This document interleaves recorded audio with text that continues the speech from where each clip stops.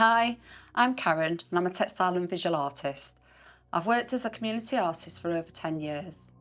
And this short video will show you how to make a patch for the Threads That Connect Us project, which will become part of the quilting exhibition called Threads of Survival.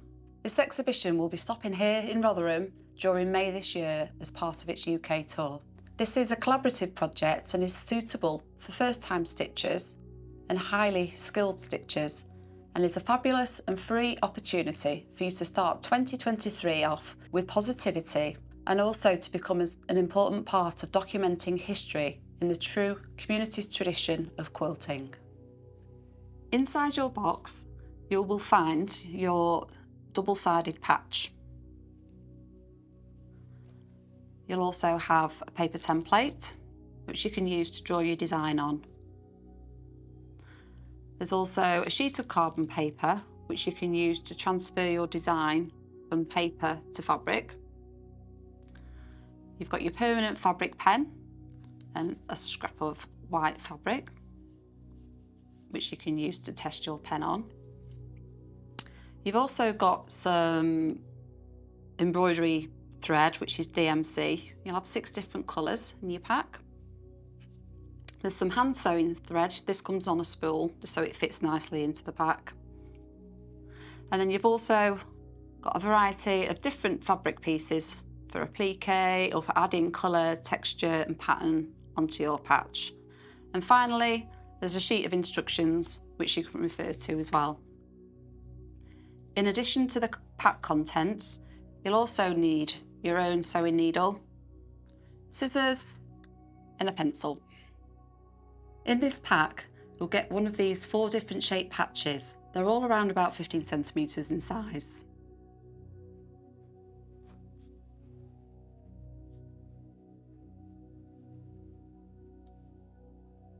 Your design is to reflect the feeling of hope, which, as individuals, we manage to muster up when times of isolation and hardship occur. Think about those words of wisdom and comforting gestures which you offer others and have had offered to you. Your patch may consist of text, an image, and include a background and borders and embellishments. It's entirely up to you. This is your design. Again, in the true style of community quilting, it's important that this project includes everybody's work, regardless of your skill level. All levels of stitching skills are welcome. I like to doodle around with my ideas in a notebook first, so I can begin to work out where I'll use different colours and techniques. Once I've chosen my design, there are a few different ways which I like to use to transfer it onto the fabric. One way is to draw it onto your template. You can transfer it onto the fabric by using the carbon paper in your pack. The carbon paper has the ink on one side, which is the darker side, and then it's lighter on the face. You want this side to be up facing to you. So put your patch down, you can then put your carbon paper down on top, and then with your design already drawn on your template, if you line that up so it's sitting just inside all the stitching here, you know you've got it in the right position. And then all you need to do is use a pencil and draw over all the lines.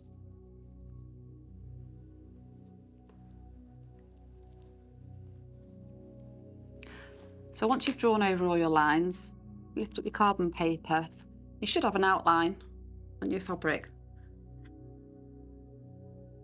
Another option you can use is just to use a pencil directly onto your fabric. Alternatively to this, you can use an iron away pen. These are from Pilot and they're called Friction. Some people like using these because if you can still see them in between where you've stitched and appliqued, adding some heat with an iron onto it makes the line disappear. Another idea which you could use for marking your fabric is these really fine chalk pens.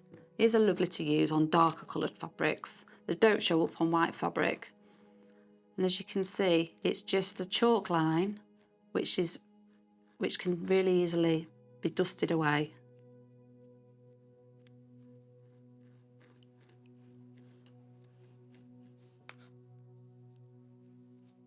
You can use the fabrics in your pack or something you already have at home to add shapes, colour and pattern to your patch. Felt is easy to use as it doesn't fray and move around. If you choose to put a shape onto your patch, you can find something that you've already got in your home to draw around. I've just got a wooden star, which I like the shape of.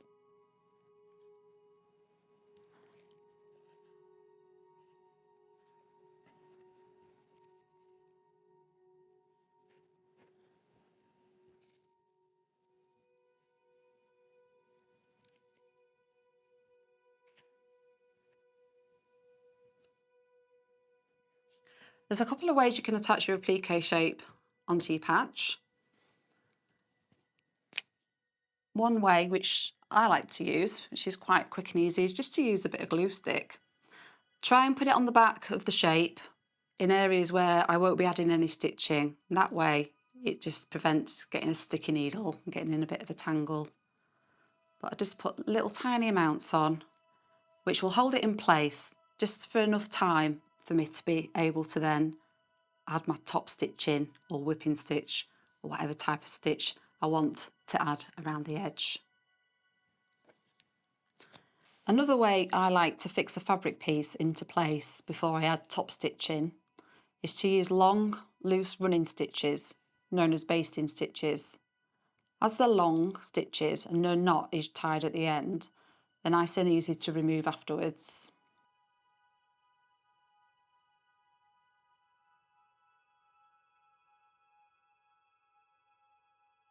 Your pack has 6 different colours of embroidery thread. Each length of thread is made up of 6 strands, which can be used all together in the needle to achieve a bold raised stitch. Or they can be separated out and used in different quantities. Varying the number of strands that you use alters the effect of the appearance of the stitch.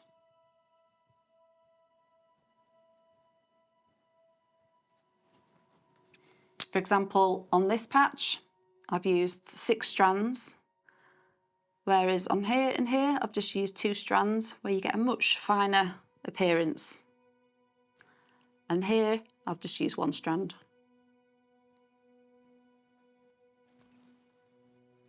To split the threads, you need to pull them out one at a time.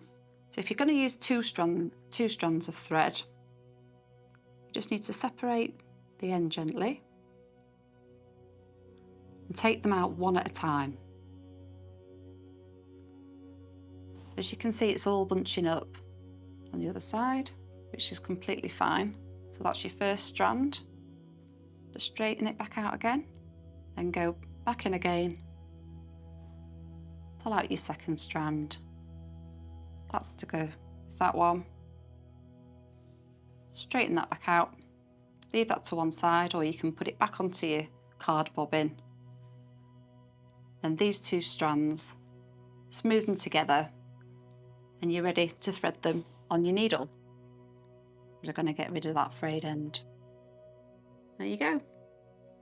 If you're wondering what type of needle to use, for 2 strands or less, I like to use a size 28 cross-stitch needle. The best thing about these is that they have a nice sharp tip at the end, but also the eye, even though it's really narrow, it's quite long, so you can fit more than 1 strand in.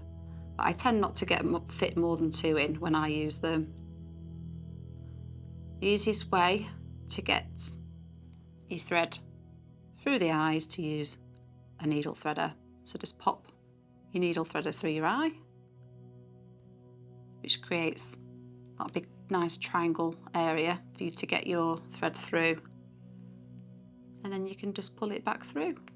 For more than 2 strands of thread, I have to swap my needle over to a tapestry needle, and I like to use the size 24, if that helps. So here I've got 4 strands of thread.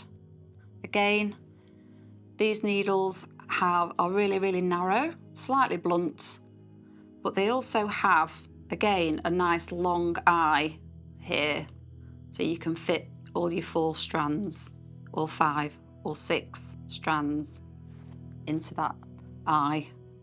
Again, these are really handy, these little needle threaders. Pop it through the eye to create your big triangle shape. Get your thread through there and pull it back through.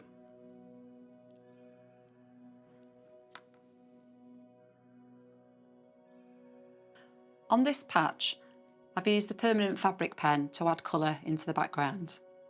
If you want to use the permanent fabric pen too, it works best on the white side of the patch. There's a bit of scrap fabric in your pack which you can use to trial the fabric pen on.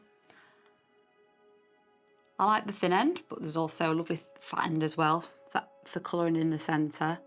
And I tend to just use it using lots of little strokes when I'm going right up to the edge of an area which needs a crisp, clean line.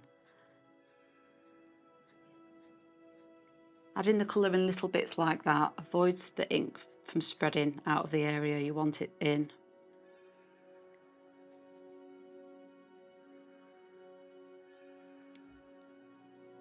Have a go using your pen on your scrap of fabric and see what you think.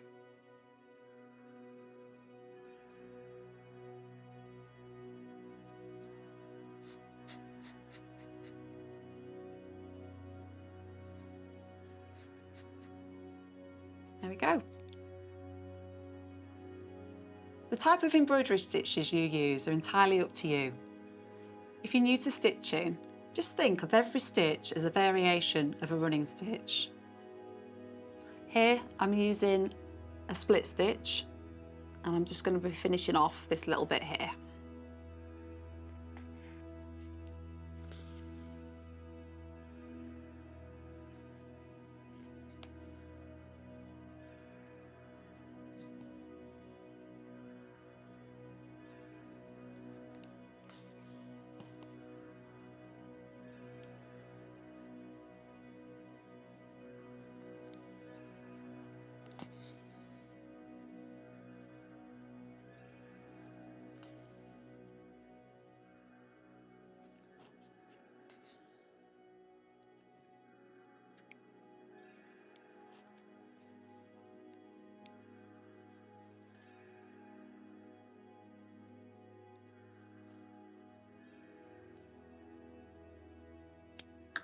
And there we go.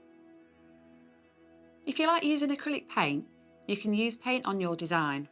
It's more suitable for the white side of the patch, as this has a smoother surface. Or, if you have a sewing machine, you can do some free motion machine embroidery, like I've done on this patch here. You can add embellishments to your design to create interest and texture, things like ribbon, trims and lace. The most important thing though is the patch is personal to you, and whatever you do to it, you've got to enjoy the process. Leave the excess fabric around the edge of the machine zigzag stitch. As I will be using this for attaching it, you don't need to trim the edge down. Finally, the reverse of your patch won't be visible, so whatever is happening on the back, don't worry. The finished piece will be joining a powerful collection of 28 quilts and textile art made by over 160 people across England. I'm really hoping that you'll join in with this project and would love to hear how you're getting along. You can share your progress or get in touch through the following ways shown at the end of this film. Most importantly, I'd love for you to give it a go and be part of this project for Rotherham.